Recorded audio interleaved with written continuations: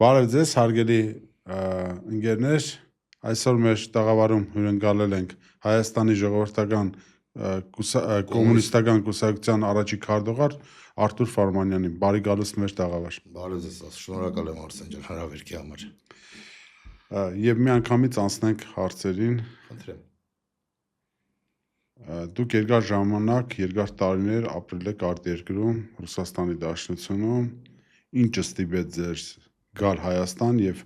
բացել կուսակցություն, էնել ընկեր Ֆարմանյան ջան, կոմունիստական։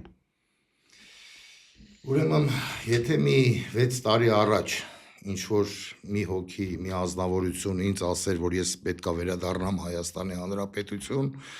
եւ զբաղվեմ քաղաքականությամբ, ես ուղղակի կժպտայի, քանի որ իրոք իմ համար դա անընդունելի էր մտնել քաղաքական դաշտ։ Բայց 20 թվի պատերազմը եւ անձինս Արցախի կորուստը ինձ հայ համարելով, ջավախեցի հայ համարելով, ինչ որ մեջս մի բան փոխվեց եւ ես գտա, որ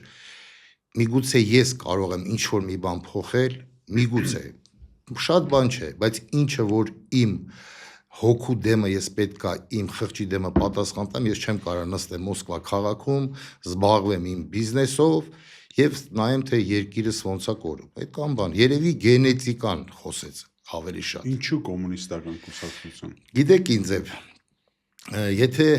ավելի պարզ ասեմ, որ ճիշտ հասկանանք, կոմունիստական կուսակցության գաղափարը ես որ վերցրել եմ, ես ուսումնասիրել եմ առաջի հերթին նաև այն ժամանակ, որ բիզնեսով եմ զբաղվել։ Այսինքն վառ օրինակը դա Չինաստանն է։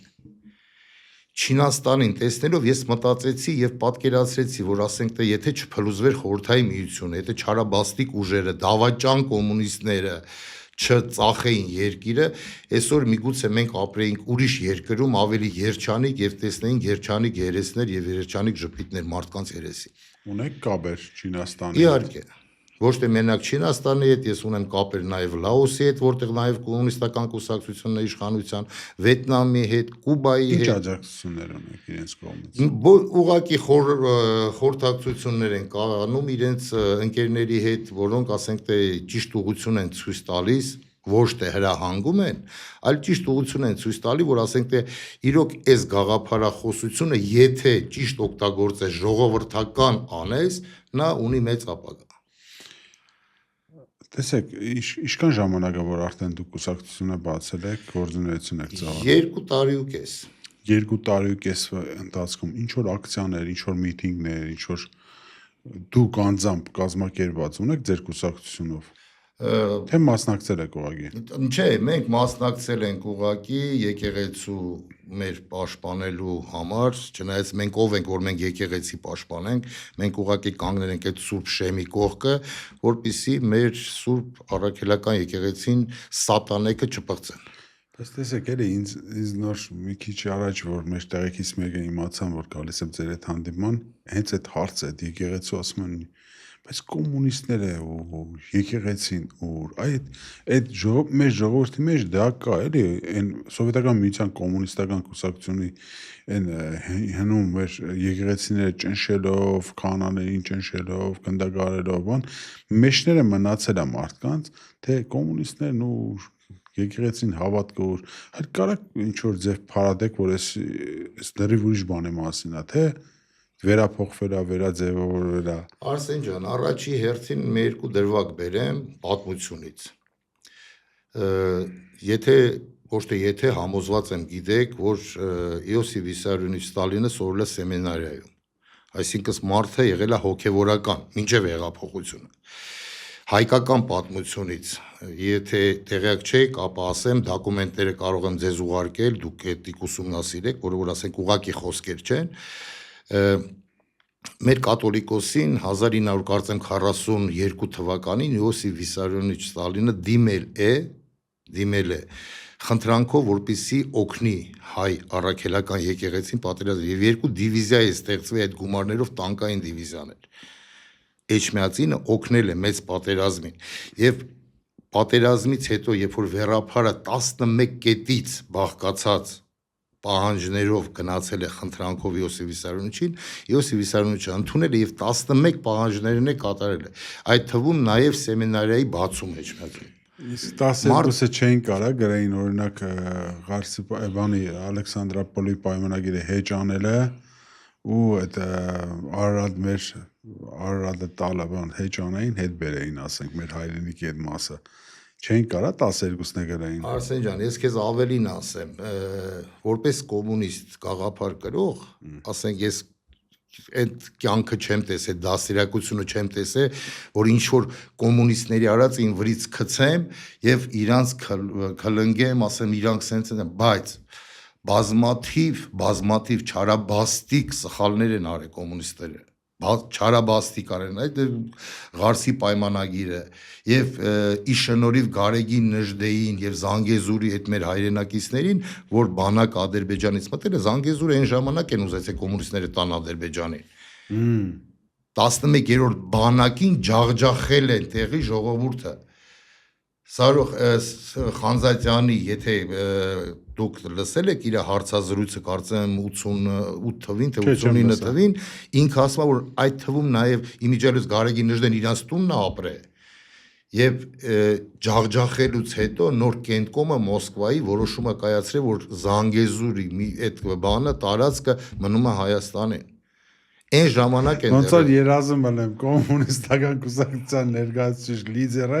ասում է, որ Գարեգին Նժդեն ճիշտ արել, որ ջախջախել է կոմունիստական բանակին։ Արսեն ջան,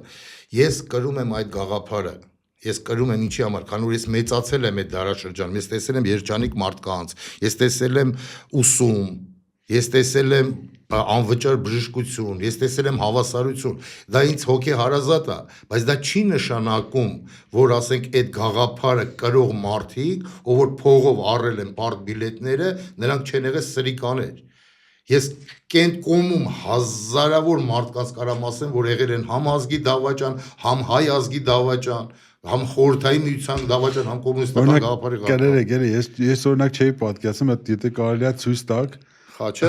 ես չէի պատկերացնում, որ կոմունիստական կուսակցության առաջի քարտուղարը որևէ մի օր կզրուցեմ նախ առաջինը, երկրորդն է, որ ձեր խաչ կլինի կախած, այս սարկազմը չհամարեք։ Ես չեմ համարում։ Շատ ուրախալի է, որ օրինակ հենց այդ անունը կրող կուսակցության լիդերը այս կարգի, ասենք, ձերքին ատրիբուտիկան ամեն մարդ չի այսօր կախում խաչը, շատերը դաժե ամաչում են այդ խաչի ունենալը, բայց դուք թողեք ողջուն եմ այս բանը, որ ես տեսա,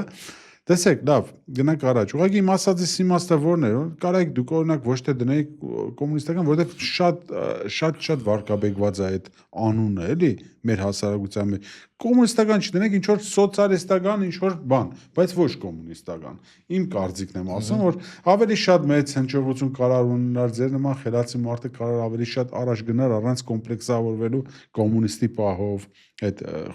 խոսույթի պահով, լավ, անցնենք, ինչևից է Մենք այսօր ունենք այն ինչ որ ունենք Հայաստանում։ Ես կուզենամ, որ երկու մասի բաժանենք մեր այսօրվա խոսակցությունը։ Այն ինչ որ ունենք, ինչու դա ունեցանք, եւ ինչ պետք է անենք, որ այս ամեն ինչի վերջ չտանք, կարանք արդյոք վերջ չտանք, այսինքն վերջ տալ ասելով պետությունը ճիշտ ռելսների վրա անգնի ու ճիշտ ճանապարհով գնա։ Ինչու՞ց սկսեց այս ամեն ինչը։ Որ ժամանակներից սկսվեց։ Ոտ անկախացավ արդյոք Հայաստանը թե չանկախացավ 90-ականներին ինչ ով ինչ սխալներ արեց որ մենք սխալ ճանապարհով գնացինք ես նկատի ունեմ թե արտաքին քաղաքականության մեջ թե տնտեսական քաղաքականության մեջ խնդրեմ Ուրեմն տեսեք մի հատ ցիտատ անեմ Մաո Ձեդունից որպեսզի մարդիկ իմանան որ լավ եմ ճանաչում Չինաստանը Մաո Ձեդունը ժամանակին ասել է, երբ որ ջունգլիներում չի գտնվում վագրը, թագավորությունը իրեն ձեռքը վերցնում է կապիկը։ Հասկանում եք ինչի մասին եմ ասում։ Այս ամենը սկսվեց 1988 թվականին։ Չարաբաստիկ Լևոն Տեր-Պետրոսյանից, որը այսօր այս բոլորի պապան է, քաղաքական պապան է։ Չեմ վախենում այդ բառից։ Իրենք Այդ ժամանակները, ասենք, սենց կարեմ ասեմ, արդեն արտասահմանը այս անձինս Ամերիկայի Միացյալ Նահանգները որոշել էին մասնատեն խորհրդային միությունը, բայց իրենք չէին ուզում փլուզումը խորհրդային միության եւ դրանց մեծ սխալները եւ Կեսենջերը դրա մասին մի քանի անգամ անդրադարձել է։ Հարցը նրան է, որ իրանք բոլորը պատրաստված էին։ Այսօր որ բոլորը գոռում էին KGB-ի ագենտ են, տոյեսի ինչ են գործակալ են, հենց իրենք են գործակալները։ Եվ ձեզ ասեմ, նաև դավաճանված KGB-ի շնորհիվ խորհրդային միությունը ապրեց իրեն փլուզումը։ Փաստորեն բերեցին իշխանության Ղարաբաղ կոմիտեին, ժողովրդին լցեցին։ Հիմա տեսեք Արսեն ջան, մենք բոլորս ականատես ենք եղել դրան, ճիշտ է։ 1988 թվականին Ղարաբաղ կոմիտեն Լևոն Տեր-Պետրոսյանի ղեկավարությամբ ինչով եկավ, ինչ լոզունգներով եկավ, միացում Արցախ, Ղարաբաղ, ստեղծեցին Ղարաբաղ կոմիտե։ Անցնում է մի որոշ տարիներ, Ղարաբաղ կոմիտեի ղեկավարը, կարծեմ Պետրոսի մոտ հարցազրույցի ժամանակ, գոնե ամոթ ունենար, ասում տղայեք մի տվեք, օգտագործելով նախ փողոցային լեքսիկոնը, քաղաքականության մեջ տես բառ չկա տղայեք կամ տղաչեք։ Երկրորդ հերթին է փռված կրեստոին ասումը։ Հասկանում ես։ Դե թող մեկը գա ինձ ապացուցի, որ սա պլանավորված ծրագիր չէր։ Լավ, ում կողմից է պլանավորված։ Ասեմ, այդ թվում նաև Ռուսաստանի KGB-ի։ Այդ թվում չէ։ Տեսեք, որ դուք ասում եք այդ թվում, ենթագիտակցաբար իմ մոտ առաջանում է նորից մի հարց է։ Իսկ մնացածը ովքեր են, մնացածը Ամերիկայի ՑՌՈ-ն, Իսրայելի Մասադը, անգլոսաքսերը, այսինքն դուք ուզում եք ասեք Ռուսաստանի Դաշնությունը, ջհուդների Խաբադը, Ռուսաստանի Դաշնությունը, այդ կազմակերպությունների հետ միասին, բոլորը միասին փլուզեցի խորհրդային միությունը եւ ամեն տեղ յուրաքանչյուր հանրապետությունում բերեցին այն ուժերը, որոնք իրաց կողմից եղել են վերբովկա եղած եւ պատրաստված։ Մինչև այսօր է վխտում Ռուսաստանում Խաբադը։ Ջհուդները ես ասել եմ, թող իրանք հիմա ինձ դատի տան։ Ինչ ուզում անեն, ես անտիսեմիտ եմ, ես գիտեմ, որ այս երկրագունդի վրա ես գիտնական եվրեների մասին չեմ խոսում հիմա։ Շատ խելոք մարդիկ կան եւ խելացի ազգ են, բայց քաղաքական դաշտում եւ մնացած դաշտերում որտեղ կան ջհուդներ, ընդ սպասի փորձանք, մահ, արուն եւ այդ ամենը կապված է դոլարի հետ։ Լավ, տեսեք, որովհետեւ քանի որ դուք շոշափեցիք Իսրայելի, լավ, ես մի քիչ ուշ հարցնեմ այս հարցը Իսրայելի հետ կապված, խնդրում եմ ասեք, դուք ասում եք Լևոն Տեր-Պետրոսյանը ինքն է այս ամեն ինչի հեղինակը, գլխին կանած, այսինքն դուրս է գալիս Ռոբերտ Քոչարյան, Սերժ Սարգսյան, Նիկոլ Փաշինյան եւ շատ այլ անձինք ինչ են, իրար հետ են։ Չէ, ես կբաժանեի այդ ասած մարդկանց երկու ճամբարի, քաղաքական դաշտում, դա իմ սեփական կարծիքն է, այսինքն եթե դուք ինձ ասեք փաստեր ունես, ես ասեք թե թղթով, թամասիկով ես փաստ չեմ կարա ներկայացնեմ, ուղղակի ասենք ուսումնասիրելով եւ վերլուծությունը եւ իմ ինտուիցիա տալիս է։ Այսօր դաշտը բաժանված է Լևոն Տեր-Պետրոսյան, Սերժ Սարգսյան, Նիկոլ Փաշինյան։ Դա մի դաշտ է։ Ռոբերտ Քոչարյան, այն պուճուներին չեմ հաշվում, նաեւ ես ասեմ ում Ռոբերտ Քոչարյան դաշնակցություն, դա մյուս դաշտն է։ Հիմա տեսեք, Կենտկոմը, կոմունիստական կուսակցությունը մեր չէ, որը որ մնացել է խորհրդային միության ժանրանգորդը։ Իրենք Վարդանիկ 1000 ներողություն բառից համար իրանց լեզվով եմ ասում Վարդան Ղուկասյանին մեր մեծ գյումրեցու զավակին բերեցին իշխանության Լևոն Ռոբերտ Քոչարյանը այդ թվում նաև դա գաղտնիք չէ կոմունիստական կուսակցություններով անցավ չէ ստեղ մի րոպե ստոպ ես մասնակցություն ունեցել եմ այդ ամեն ինչին ու համաձայն չեմ որ Ռոբերտ Քոչարյանը բերեց իշխանության Վարդան Ղուկասյանին կոմունիստները եւ անձը Վարդան Ղուկասյանը իրանով անցան, բայց աջակցությունը, որ եղել է Ռոբերտ Քոչարյանի, ես այդ հետևությունները անում եմ հետևյալ ձև, կներես Արսեն ջան, եթե ինչի իմ կողքը չեն գալի կանգնում, ոչ Քոչարյանականներ, ոչ Սերժականներ, ես եղել եմ։ Ես հասկանում եմ դուք ինչ ունեք տանում, բայց արեք որպեսի ստույգ լինի մեր տեղեկությունը։ Ես դες որպես ականատես եմ ասում,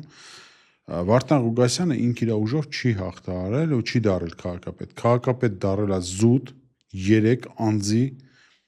որոշման ամենաշատն էլ Մարդուն Գրիգորյանի, որը ընդհանրապես Ռոբերտ Քոչարյանի հետ ոչ մի կապ չունի։ Ընդհանրապես կարող եմ ասեմ ավելին, թող ինձ ների Մարդուն Գրիգորյանը, բայց ես կասեմ, Ռոբերտ Քոչյանի կողմից սատարվող բլոգերներ, ժուրնալիստներ եւ այլն, այդ ժամանակ պրեսինգ էին անում հենց Մարդուն Գրիգորյանի վրա։ Այսինքն ընդդիմության ժուրնալիստները պրեսինգ էին անում ընդդիմության լիդերներից մեկի վրա։ Մինչև այսօր դա շարունակվում է, նորից եմ ասում, թողների Մարդուն Գրիգորյանը, որ ես սենց վերլուծություն եմ արել ու սենց եմ մտածել։ Ու ես չեմ սխալվել։ Հիմա դուք ասեք, այդքան բանից հետո Մարդուն Գրիգորյանը որոշում կայացրեց, որ Վարդան Ղուգասյանը ոչ թե որպես անձ ինքը պետք է լինի քաղաքապետը, այլ արտարությունից ելնելով այդ մարդը ամենաշատն էր հավաké, երկրորդն է ընդհանուր ընդդիմության շահերից ելնելով մարդկան չտանելու հիասթափության եւս մեկ անգամ ինքը ասեց ախպեր դու եղե տվեց այդ ձեները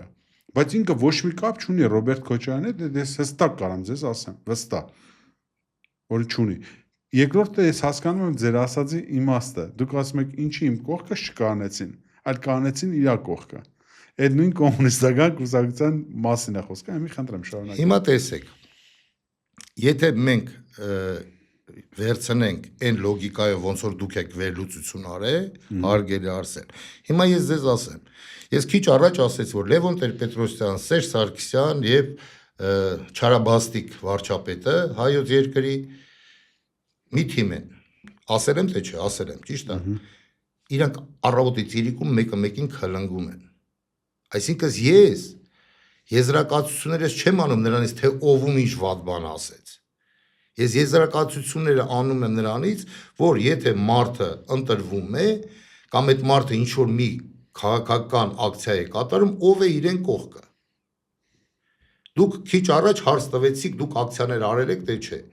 Ես ասեցի ոչ, ես չեմ արել, ես ընդհանրապես եկել եմ եկեղեցու կողքը մի անգամ, երկու անգամ, 3 անգամ, հարցը դա չի։ Ես ինչի չեմ անում ակցիա։ Քանի որ այսօր ես ներքինից ուսումնասիրում եմ քաղաքական դաշտը։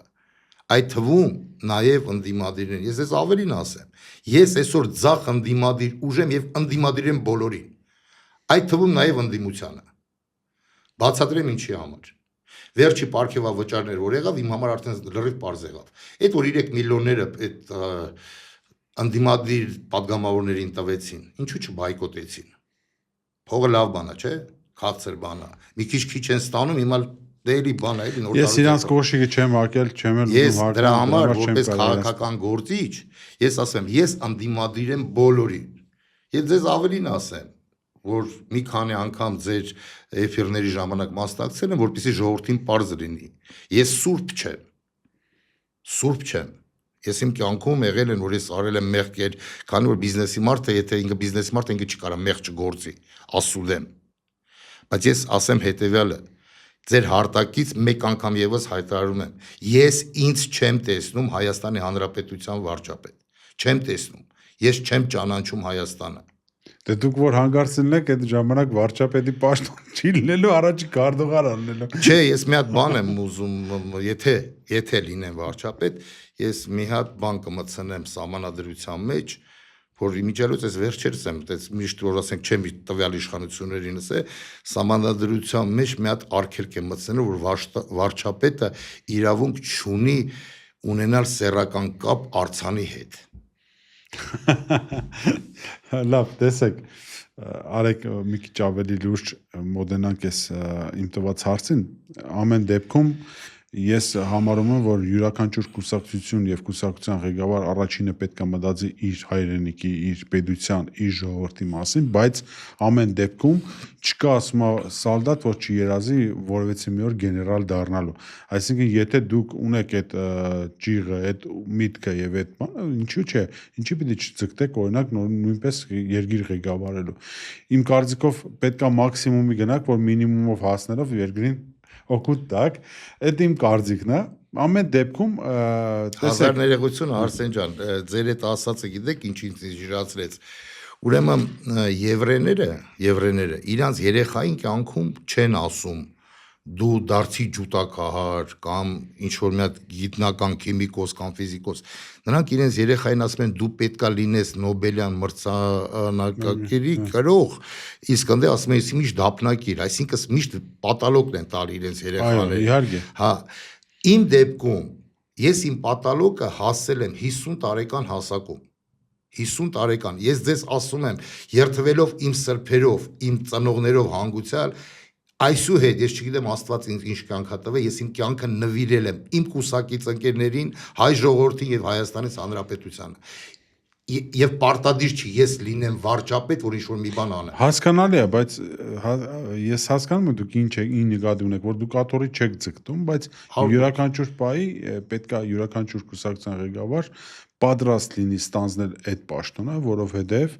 եթե դուք ունեք ծրագիր, ձեզանից լավ ձեր ծրագիրը ոչ մեկ չի իրացնի։ Եթե մարտիկ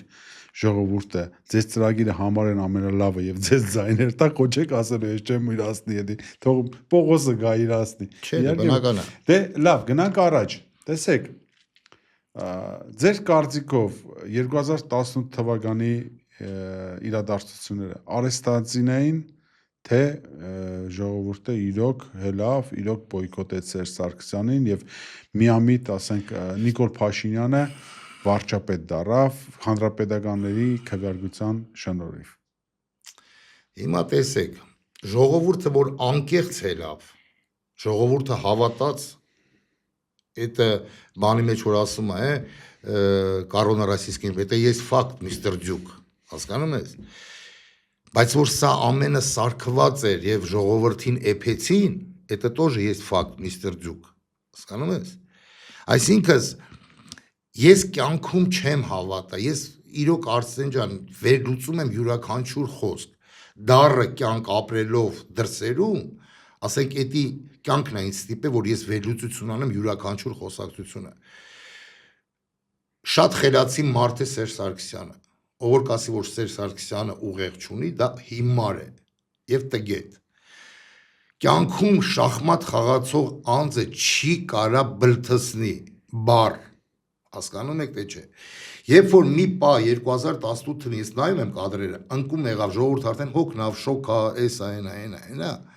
այդտեղ Սերժ Սարգսյանը արեց մի հատ հայտարարություն, ուզում եք մարտի 1 կրկնվի, այսինքն գրգռեց,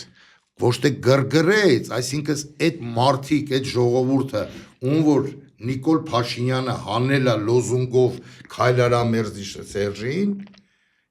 Սերժը անում է տենց խոսակցություն,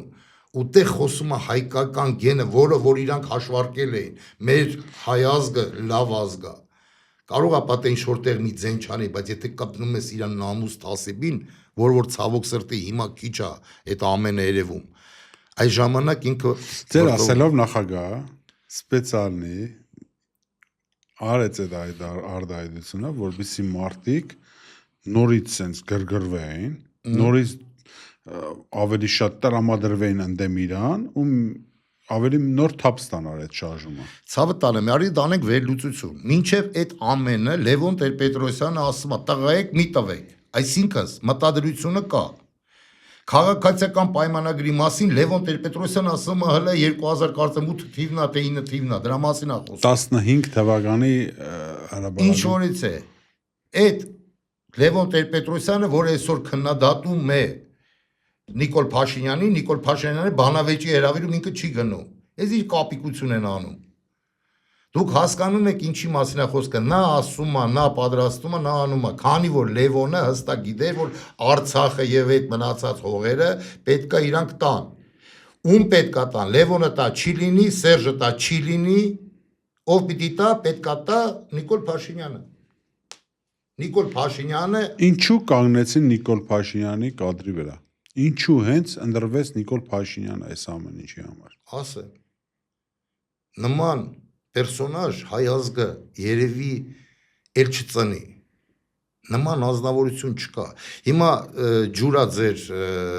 բաժակի մեջ, իմ բաժակի մեջ, թե ինչ-որ մի հատ հյութ է։ Եթե դուք հրավիրեք Նիկոլ Փաշինյանի, տեսեք հյութ է, չէ՞ դրացրած։ Նիկոլ Փաշինյանը ամենավերջի երթումը կուտի, նայելով ուղիղ ձեր աշկերի մեջ եւ ձեզ կապացուցի, որ դա ջուր է։ Այդ թվում նաեւ քֆուր։ Ինչ պետք է անեք։ Ես օրինակ չեմ կարա։ Եթե մի ազնվորության ասում են թշնամի եւ թուրք, այդ մարդ ասում է ես չեմ նեղանում։ Եթե մի մարդը կարա մի բառը 16 անգամ շուռ տա, ամեն մարդ չի որ էդի կարա անի։ Ես ուրիշ համեմատություն եմ ուզում անեմ կապված Նիկոլ Փաշինյանի գործունեության մասին։ Տեսեք, արեք սենց հացի վրա բերեմ օրինակը, կներեք հարգելիներս, որ հացն եմ, այդ սրբությունն է հացը, բայց հացի վրա բերեմ։ Պատկերացեք երկու փուռա աշխատում, մեկը արտարկ կշռքով, լավ ալյուրով, մյուսը վատ ալյուրով ու մի քիչ է խափում է քաշի մեջ։ Բայց հերթը գալիս է վաճառողին, երբ որ դա պետք է վաճառեն, այդ վադը ավելի լավ է վաճառում, քան այն լավը։ Չի կարող ինքը ճիշտ բառեր գտնի, որ վաճառի։ Հիմա դուք ինձ ասեք, վաճառողն է մեղավոր, հացը թխողն է մեղավոր, թե այն մարդը, որ խոսքին է լսում, ոչ թե համին է նայում։ Գնում առնում է վադը, ու գնում տունը գոհացած ասում է, այսօր լավ հաց արա։ Հիմա այդ համեմատությունս մոտավորապես պատկերացնենք երևի։ Ես հիմա ձեր համեմատության Ո՞վ է մեղավոր, եղբայր։ Ցավը տանեմ, ես քեզ հիմա ձեզ նույն համեմատությունը անեմ խորհրդային միության մուլտիկով։ Մի պապիկ ծախում է մի կով։ Գալիս է մի բան հաճախորդ, ասում է ներողություն ժողովուրդ ջան, բայց մուլտիկը ռուսերեն է, պիտի ռուսերեն ցիտեմ։ Ասում է «А много ли корова дает молока»։ Ծերունին պատասխանում է «Не видели пока»։ Այսինքն ասում է ճիշտը, ոնց որ կա, կովը կա, չի տալի մարդը բերել է իր կովին ծախում է։ Ու տես մի քանիսը գալի եթում են ձուն է գալի, անձրևա գալի, պապիկը թրջված է, մի հատ երիտասարդ ասում է «Дедушка, можно я продам»։ Ասում է «Давайте»։ Նույն կովն է։ Գալիս է հաճախորդը, ասում է «А много ли корова дает молока»։ Այստեղ են ասում է «За день не выдаешь, устанет рука»։ Բիձեն կողքից նայում ասում է «Буренку свою не продам никому, такая корова нужна самому»։ Ձեր հացի պատասխանը։ Այսինքն եկեք Ոնց կմատուցես, ոնց կպադրաստես։ Հիմա Արտուր Ֆարմանյանը, որը չունի ռեկլամի կարիք, եւ ձեզ ավելին ասեմ, ընտրություններից առաջ բոլոր քաղաքական ուժերը մեր հայրենակիցների հետույքները պաչելու են, որպեսզի ստանան ձայներ։ Բացի Արտուր Ֆարմանյանից։ Ինչի՞։ Որովհետև ես կաթողիկ կռիվ չեմ անում, հետույք էլ համբուրելու ես ցանկություն եմ։ ճանաչում եմ մարդկանց, ովքեր իրենք չեն համբուրի հետ։ Ես իմ իմացած մարդկանց մասին եմ խոսում, Արսեն ջան։ Տեսեք։ Բայց ասենք ժողովուրդը թող իմանա, որ հիմա որ իրանք պաչում են, հետո 5 տարի պաչել են տալու։ Ով է մեղավոր, որ մեր հազարամյակներով ցիվիլիզացիային այսքան գիտնականներ ու այսքան գյուտեր տվող ազգի մեջ կհայտնվի որոշակի քանակությամբ մարդիկ 100-ներ չեն, 200-ներ չեն, պետք է արտարության աշկերի մեջ նայելով գնանք առաջ, հազարավոր են, ովքեր թուրքերին համարում են եղբայր պետություն, ռուսներին թշնամի պետություն։ Ես հասկանում եմ, որ Ռուսաստանի Դաշնության վարած քաղաքականության հետևանքն էլ է սա, բայց ամեն դեպքում կարայինք չընդունեինք Ռուսաստանի Դաշնության քաղաքականությունը, համարեինք անգամ թշնամի, եթե ծայրահեղության են գնում, բայց նույն ժամանակ քեզ ցեղասպանություն ենթարկած պետությունը չհամարել որպես եղբայրական պետություն։ Ինչու՞մն է խնդիրը։ Կրթության թեզնա ցածր, մարդկանց, չգիտեմ, ի՞նչն է պատճառը։ Ես դրա դիագնոզը չեմ գտնում։ Ուրեմն ասեմ, պետությունները չեն քանդվում միանգամից։ Յուրաքանչյուր պետության փլուզման մեջ կան արած աշխատանքներ տարիների։ Մեր եւ ձեր Պակալենյան,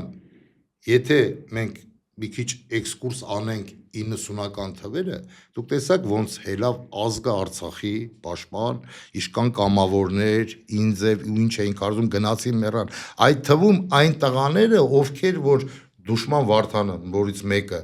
որոնք մեր հերոս, որոնք Աֆղանստան էին անցել, որոնք տեսել էին մահը, որոնք գիտեին, որ պատերազմի ժամանակ կարելի ոչ թե ֆանատիկներ էին, այլ նվիրալներ էին ազգի։ Գնացին, հաղթեցին եւ այդ ժամանակվա, ասենք, սպարապետ Վազգեն Սարգսյանի ղեկավարությամբ չկար դավաճանություն։ Իսկ հիմա այդ ձեր ասած կրթությունը չկա, դեգրադացված աշխատանքներ են տարել ազգի մեջ։ Հասկանում եք, մարդիկ այսօր ոչ մի բանի հետաքրքրություն չունեն։ Նրանք հագնելով թշնամու հագուստը, արտադրանքը Թուրքիայի, նրանք լիցկակայաններում ադրբեջանական բենզին լցնելով, նրանք մտածում են այդ իրանց լումա, իրանց ստամոքսի մասին, որ մի լումա իրանք էկոնոմիա արեցին, բայց չեն մտածում, որ այդ դրամը, որ իրանք տվեցին, նրանք զինում են թշնամի երկրի զինված ուժերը, որ այդ գումարով վաղը սպանելու են իրանց երեխա։ Լավ, պարոն Ֆարմանյան, հավերժ Ընկեր Ֆարմանյան։ Հա, լավ, ընկեր Ֆարմանյան։ Պարոնը սրանք են։ Հա, շատ լավ։ Ընկեր Ֆարմանյան, հավերժ թշնամիներ չկան։ Թե կան։ Գիտեք, սենց ասեմ, տեսեք Պարսկաստանը, այսինքն Իրանի իսլամական պետությունը, այն չի, որ պատմության մեջ, հայոց պատմության մեջ պարսիկները չեն կոտորե հայերին, բայց եկավ մի էտապ, որ անգամ 90-ական թվականներին, չէ, հացահատիկի թեման, որ սովից փրկեց Պարսկաստանը հայ ժողովրդին, դա փաստ է։ Կա վերք, որը բուժվում է, վերք կա, որը բուժվում է, վերքա չի բուժվում։ Եվ գիտեք ինձ է, եթե թշնամուն կարելի է ներել, դավաճանությունը ներում չունի։ Եթե մենք այսօրվա դրությամբ պարտված լինեինք ուղակի պատերազմը արդար պատերազմող վիճակի մեջ, այլ չլինեինք դավաճանված, ու դրանից հետո տվյալ իշխանությունները չտանեն պրոպագանդա, կասկածանքի տակ դնելով ցեղասպանությունը, կասկածանքի տակ դնելով Մասիս լեռը,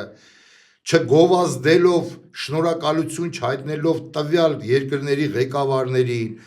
Մոսկվայում Փաշինյանը Ալիևիցը շնորհակալություն հայտնում, Ալեն Սիմոնյանը Երևանում արտգործ նախարարից Թուրքիայի։ Եթե այս աշխատանքները չտանեն եւ չտանեն ազգը թուրքացման,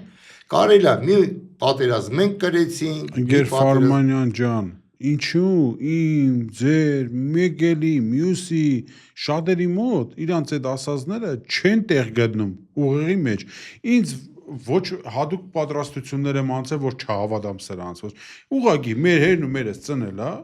ծնել են ինձ, բերել են ախպեր այս աշխարհ, կրթություն են տվել,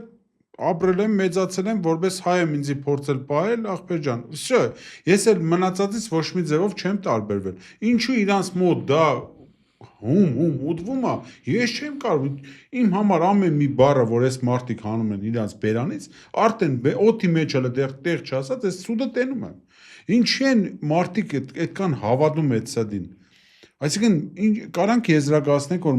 մեր հասարակությունը հոգնել է ամեն ինչից, դրանից էլ գնացել է դեգրադացիան։ Այսինքն այդ պատերազմը մեզ ոչ թե ցույց են տվել հաղթանակների շարունակական պատերազմ, որ մենք ժողովուրդ ջան համբերենք, մենք շատ բանի ենք հասնելու, այլ հոգնել ենք արդեն այս պատերազմից, պետքա զիջել, պետքա այդ ամեն ինչից մարդիկ չեն բանել, ախպերի չի եթանք մեռնենք այս երկրի համար, այս հայրենիքի համար, եթե ինքը պիտի մի օր զիջվի։ Այ ես այդ եմ ուզում հասկանալ, որտեղ է այդ թելը, այդ որտեղ է այդ կետը։ Էդի հենց այդ դաստիարակության մասին է խոսքը, Արսեն ջան, դաստիարակության մասին է։ Հիմա որպեսզի մենք չշեղվենք քո տված հարցից, հիմա նայ, այս մարդիկ տվյալ իշխանությունները մի հատ բերաններին լոզունգեր արեն նախկինները, որը ասենք ինչ որտեղ։ Ես համաձայն եմ իրենց հետ։ Ու նախկինները շատ մեծ մեղք ունեն։ Լևոն Տեր-Պետրոսյանից վերջացրած մինչև էսի, բայց արել են դու սկսել ես 0 կետից 0, չէ՞, ինքը հայտարարեց, որ ես սկսում եմ բանակցություններ 0 կետից։ Իմ կետից է 0։ Այո, այսինքն ամբողջ պատասխանատվությունը փողոցային լեզվով վերցնես, մարդկային լեզվով վերցնես, որ լեզվով արդեն նախկիները կապ չունեն։ Գլուխները պատով են տվել նախկիները, ինչ արել են, ինչ զիբիլ են արել, այդ իրան գիտեն։ Դու սկսել ես 0 կետից, քո կետից։ Ինչի տվեցիր Արցախը։ Եվ ժողովրդին իրանք լցնելով որ նախկիները սենց բոբոներ են,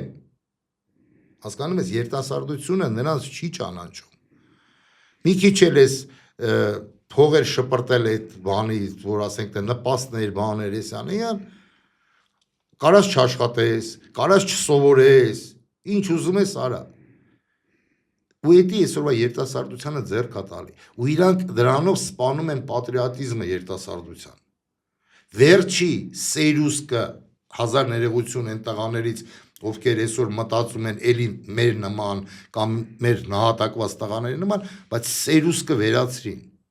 երկու այս 4 կառավարությունը երկու սերուսկ են վերացրել մեկ առաջի Արցախյան պատերազմը վերջում էս 5000 մեր ջահել երեխեքին եւ բաների Կարանք ասենք, որ սա գլոբալիստների մեծ պլան է։ իհարկե Այսինքն գլոբալիստները, որովհետեւ մեր ժողովրդի համար, մեր հանդիսատեսի համար բարձ լինի, գլոբալիստների համար հիմնական նպատակը դա ազգայինի վերացումն է եւ էթնիկ վերացումն է, այսինքն դու պետք է քեզ որպես հայ չզգացես հողի վրա, ուղղակի մարդ ես, ապրում ես, ծնվել ես, ապրում ես, բիոմասա ես, ուտում ես, աշխատում ես, նո sense ասած մի քիչ բարձր տեսակ ստրուգից, բայց բիոմասա։ Մեր կառավարությունը կարա լինի գլոբալիստների 5-րդ չարասուն։ Դա ոչ թե կարա լինի իմ վերլուծությամբ եւ իմ կարծիքով դա այդպես է կա։ Այսինքն այն ուժերը, որոնք սատարում են այսօրվա կառավարությանը, լինի դա հներից, լինի դա չագերտավոր ընդդիմությունից, իրանք նույնպես գլոբալիստների մաս են կազմում։ 100%։ Ահա, հենց տեղից գանք այն հարցին, որ դուք ասում եք սիոնիստների եւ Իսրայել պետության մասին։ Տեսեք, ես ունեմ տեղեկություններ շատ հավաստի աղբյուրներից, որ Իսրայելը փորձում է մեծ կոալիցիա ստեղծի Թուրքիայի շուրջ։ Ապահովագրելով նաև ինչու ոչ իր չոչնչանալու հարցը, որտեղ ինքը արդեն համար 1 վտանգը տեսնում է Թուրքիայից։ Մանավանդ 3 եւ այս մեկ շաբաթվա ընթացքում այն ինչ որ կատարվում է քրդական ժողովրդական կուսակ բանի հետ ԿՊՊ-ն ասում ինչա Սիրիայում այդ հյուսիսի ամբողջությամբ ազատել քուրդերից թուրքական ուժերին Սիրիայում կառավարական թուրքական աջակցության ուժերին հաջողվում է ինչ-որ բան անել, ինչքան ուզում է ջղաձգվի Ամերիկայի Միացյալ Նահանգները կամ Իսրայելը, հաջողվում է։ Հիմա տեսեք, իրանք գնացին Հունաստան, գնացին Կիպրոս, մեսեջներ տվեցին Հայաստանի Հանրապետությանը։ Տարվում է ինչ-որ տակից աշխատանք։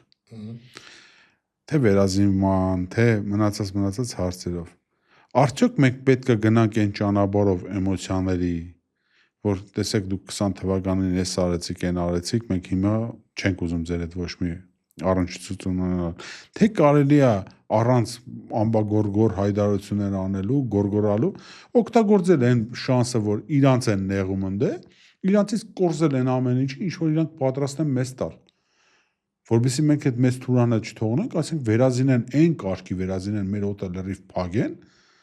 Ես հավատում եմ, որ իրանք դա անեն, իրանց շահերից ելնելով։ Թե պիտի մենք այդ սիոնիստական Հայաստանի դեմ դաշնամանքը եւ այլն օգտագործենք ու չգնանք այդ քայլերին, խնդրեմ։ Ուրեմն դրան իմ անձնականով ասեմ, ունեմ ես 3 պատճառ։ Համար առաջին չեմ հավատում եվրեներին։ Համար երկրորդ չեմ հավատում եվրեներին, համար երրորդ չեմ հավատում եվրեներին։ Ես այդ ազգին լավ եմ ճանաչում։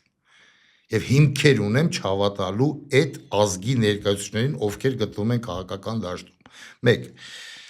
Յուրաքանչյուր պետություն, դա կլինի Իսրայել, դա կլինի Ռուսաստանի Դաշնություն, թե ով ուզում է լինի, Հայաստանի Հանրապետությունը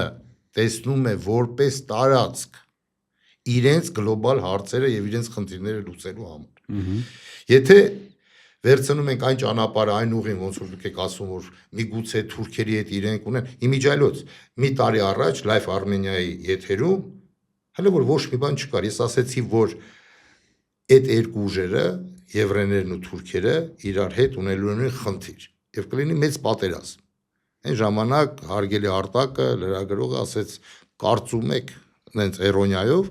ասեցի այո, ոչ թե կարծում եմ, դրան այդում։ Ինչի համար։ Քանի որ այսօրվա Հայաստանի վիճակը այն վիճակն է, թուլացված վիճակը,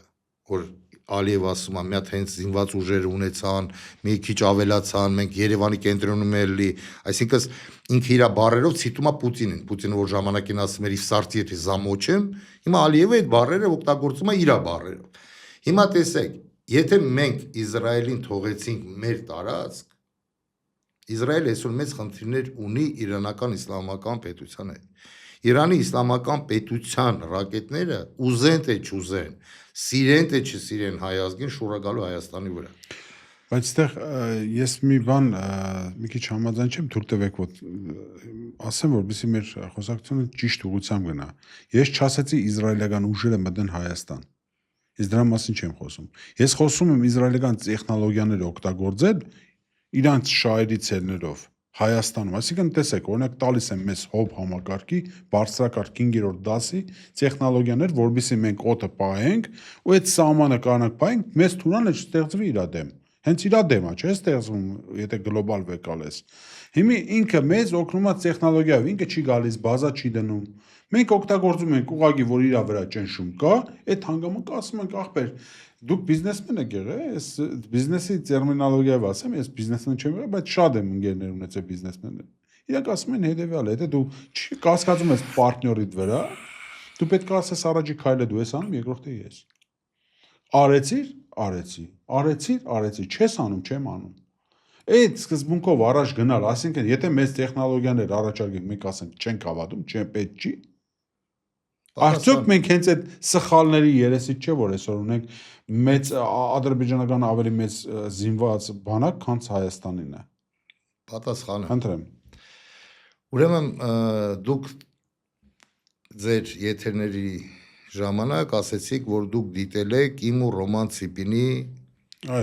դեբատները ուղիղ եթերով։ Ռոման Ցիպինը դա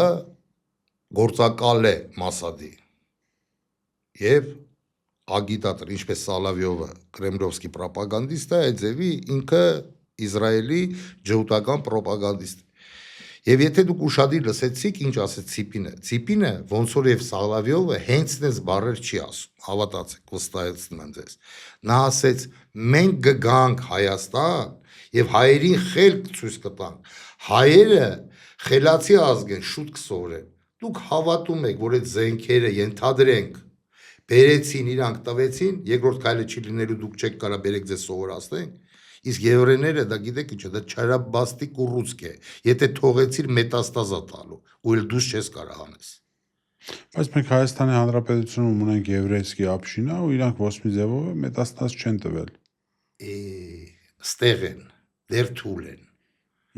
Երբ որ կուժեղանան,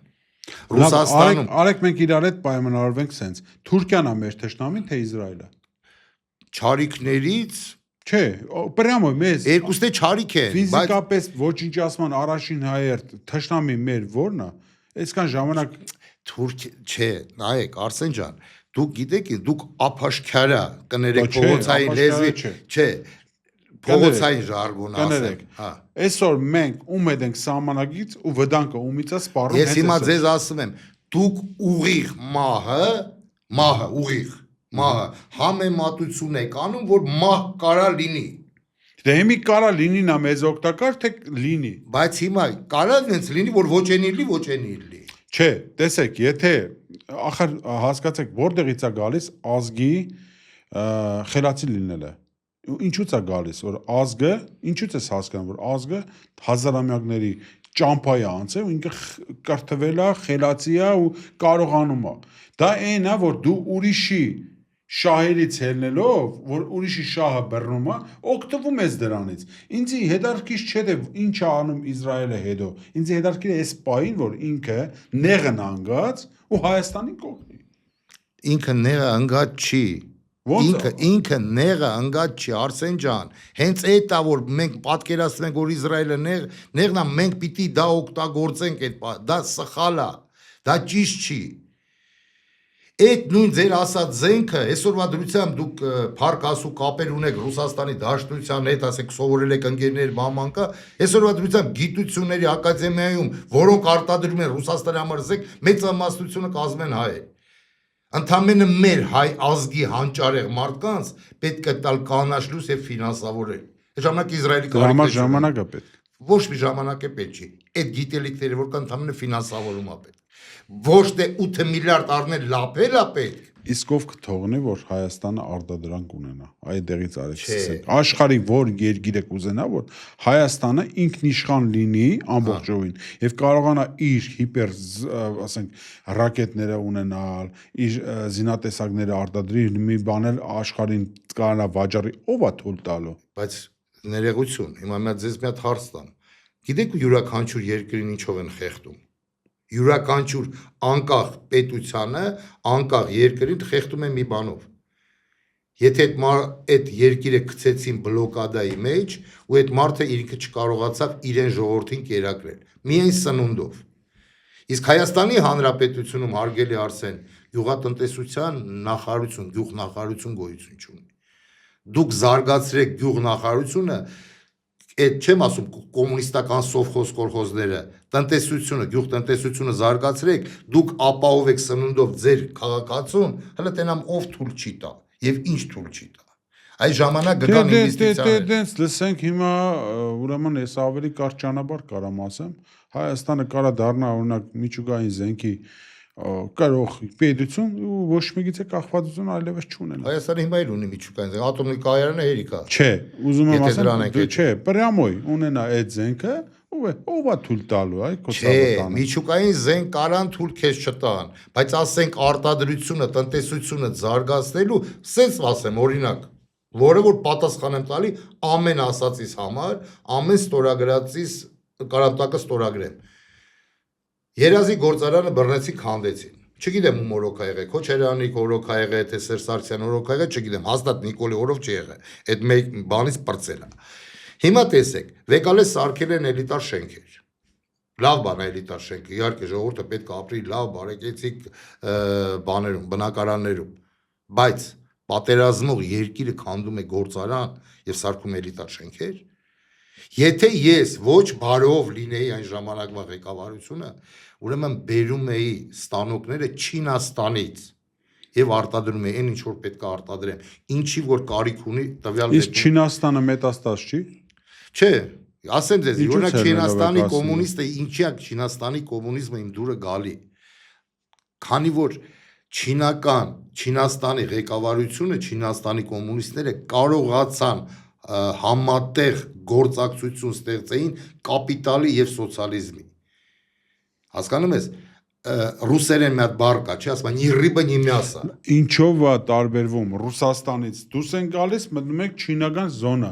Չինաստանն է սկսում մեզ ապահովել ամեն ինչով, տեխնիկայով, ստանոկներով եւ այլ։ Ոնց ասեմ, ինչով է տարբերվում։ Ցավը տանեմ, դուք ինչի համար, այ հենց այդ է մեր սխալը, որ մենք ինչ որ մեկի զոնը Չեն անելու։ Ցավը տանեմ, պետք չի ինչ որ մեկի զոնը։ Իրանք չեն անելու։ Եթե դու չես մտնում իրանք զոնը վլիան, իրանք չեն անելու։ Ցավը տանեմ, Արսեն ջան, եղբայրս, լսի ուշադիր։ Ուրեմն Չինաստանում այսօրվա դրությամբ Չինաստան այսօր ապրում է 3050 թվում։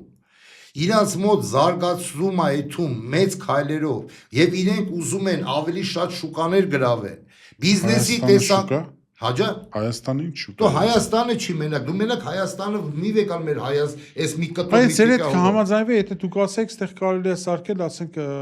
Перевалочный բան, կներեք էլի բառապաշարից համար, հայերենով չգիտեմ էլի ոնց է, խաբա կոչվում երևի, խաբ։ Ասենք, որ ապրանքները Հայաստանում, հետո տարածաշրջանով բանալ։ Այդ հնարավոր բան է, բայց որ իրանք գան հենց ուղղակի Հայաստանին օգնեն, ես չեմ հավատում դες։ Օրինակը բերեմ։ Նորից մեր երազի գործարանին անդրադառնամ։ Հայաստանի ԽՍՀՄ-ի ժամանակ Հայաստանի Հանրապետություն երազի գործարանը չի արտադրել մեքենա, չի արտադրել։ Դա եղել է զբորոշնի ցեղ։ Երկաթ եկել է Ռուսաստանից, պրովոդներ եկել է Ուզբեկստանից, то շատ դեմ կառուպկեն եկել է Ուկրաինայից։ Բերել է ստե մեր հայ բանվոր դասակ կարգը, հայ ժողովուրդը հավաքել է այդ մեքենաները, նորից ուղարկել է հետ։ Նույն երազի գործարանում Չինական մեքենա զբորոշնի ցեղ չէր կարելի անել։ Հիմի ես ձեզ առաջարկություն եմ անում։ Որպեսզի ձեր ասածները ուղղակի բառերով չլինի, դուք ունեք կապեր Չինաստանում, իրանց գաղափարախոսություն եք Հայաստանում փորձում տարածել, որ դա լավ գաղափարախոսություն է ու դրանով կարա Հայաստանը ծաղկի։ Կապ հաստատեք այդ մարդկանց հետ, ղեկավարության հետ, Խնդրեք, ասեք, մենք ուզում ենք օրինակ ցույց տանք Հայաստանին, թե չինական այդ մոդելը ոնց է աշխատում։ Մի հատ գործարան բացեք, տեմ բոլի բիզնեսմեն մարդ եք։ Թող այդ ձեր ասած կանվերները գան Հայաստանում հավաքվեն, ինչ որ մոդելի մեքենա Հայաստանը տարածաշրջանին վաճառի։ Ինչի՞ չեք օրինակ դա անում։ Մենակ բարեր է ձեր ասածը։ Դե ուրեմն խնդրում եմ ու պահանջում եմ, որպես Հայաստանի քաղաքացի եղեք հետևողական ձեր գնացեք Չինաստան, նստեք, խոսացեք, ասեք, լսեք եղբայրներ։ Ես ձեզ չեմ հարցրել, որ վերցրել եմ էսի։ Ընդունել եմ, վերցրել եմ։ Ուղղակի մեր ժողովրդին հասարակությանը պետքա մեկ օրինակ, թե ինչու պետքա գնանք ձեր ճանապարհով։ Արեք դրեք, իրանց համար էդի ուղղակի չգիտեմ, սեմիշկայի չի երևի։ Այո։ Խնդրում եմ, էդի արեք, մի կասեք ուղղակի։ Հիմա հարգելի Արսեն, դուք նայելով ուղիղ իմ աշկերի մեջ դիմեցիք ինձ, որպես Հայաստանի Հանրապետության քաղաքացի։ Աշկերիդ մեջ ձեր նայելով դիմում եմ։ Սիրելի Հայաստանի Հանրապետության քաղաքացի։ Այստեղ։ Ձեզ եմ դիմում։ Անդեղից ինչ չեն դիմել, ձեզ եմ դիմում, ձեր աշկերտից։ Ես իրանց անունից եմ դիմում։ Ես էլի մեր անունից դիմում եմ ձեզ, դուք կդիմեք իրենց։ Ուրեմն կանգնում եք մեր կողքը, հեռացնում ենք այս իշխանությանը, մի գործարան չէ, տասնյակ գործարաններ դա կլինի։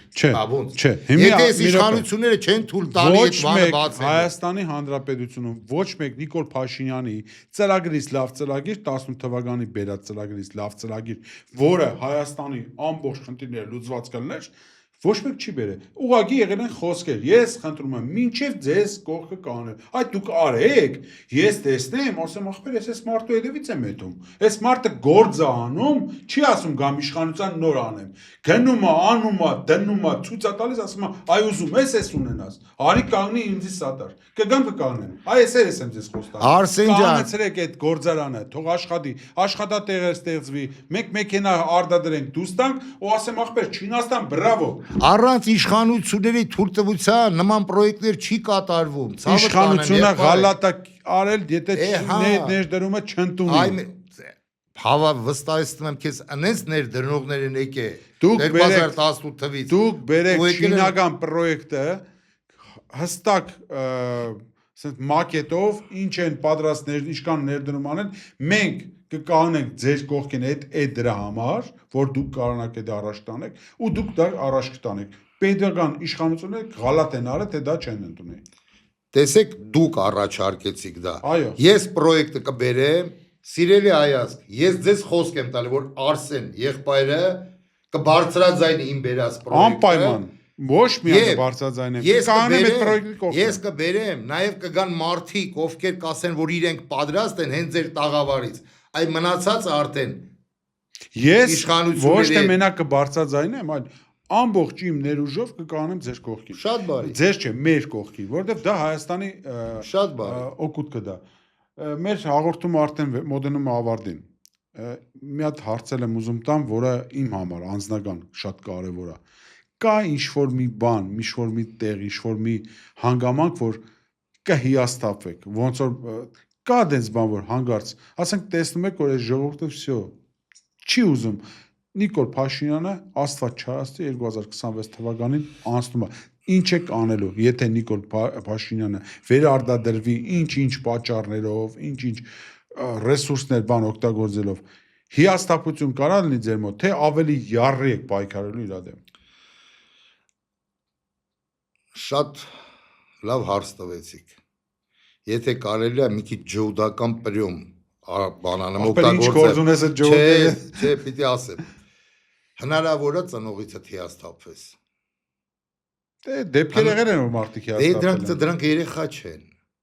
Ոչ այդ ծնողն է ծնող եղել։ Մենք խոսում ենք նորմալ հայ ընտանիքի մասին եւ հայ ծնողի մասին եւ ընդհանրապես նորմալ ծնողի մասին, որը որ յուրաքանչյուր ազգի մեջ կան միլիոնավորներ։ Հնարավոր է հիասթափվես։ Ուրեմն հայրենիքը եւ քո ազգը ծնողիցդ վեր է։ Եթե դու քեզ նվիրում ես քո ազգին ու քո հանրապետությանը։ Շատ լավ, ես այդ ջհուդական պատասխան տամ ձեզ։ Մենք հայերովս սովորություն ենք արել մեր համար, մեր ծնողներին պայենք մենակ այն ժամանակ, երբ որ իրանք ծերացել են։ Այն ժամանակ, որ իրանք դեռ երիտասարդ են ու կարիք ունեն նույնպես մեծ կողքը կանելու, ջիղ տալու այդ ծնողին մենք չկանք։